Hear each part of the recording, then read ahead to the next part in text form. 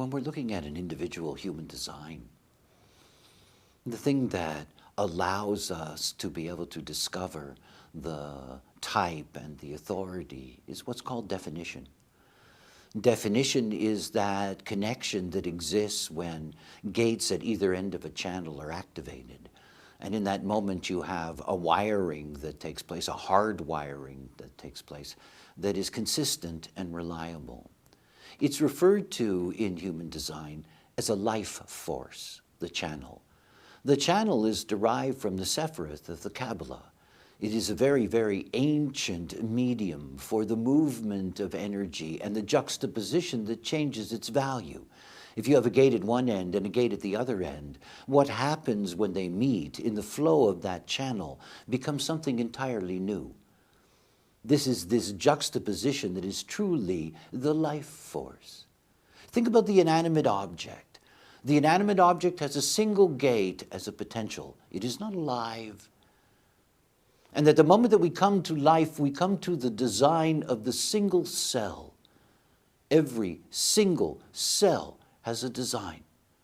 It is endowed with a design crystal, and every single cell has a design. And that design is rooted in the first definition that we see in the design of forms. That definition is a definition that exists through the 15 and the 5. This channel of rhythm, this channel of being in the flow, what you will see is the universal channel of life on this plane. It is there for all forms. And the 15-5, this channel of patterns in different frequencies and rhythms, is the very diversity of our cellular life. Yet the cell, having this defined channel as its matrix, that is the potential of the definition of a channel, brings life into the world. It's something to think about when you think about your own design.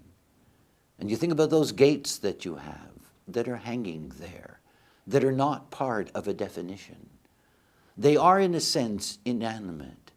They are waiting for the spark. They're waiting for the other side. They're waiting for the life force to emerge, which is greater than the sum of its parts.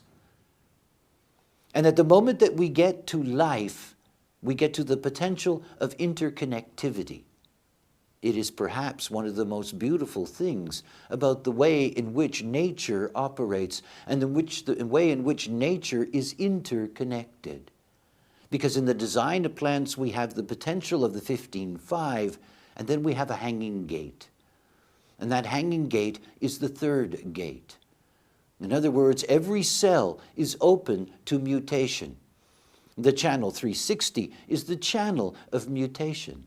And it is the way in which the cell is influenced by the world around it, and the way in which every individual cell can be influenced by the aura of another individual.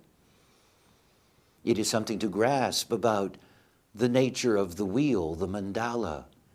When you think about the 60th gate, sitting there at the top of the wheel in Capricorn, that every time the sun, the earth, the moon, the planets, the nodes move through, every single cell of every living thing on this planet is impacted.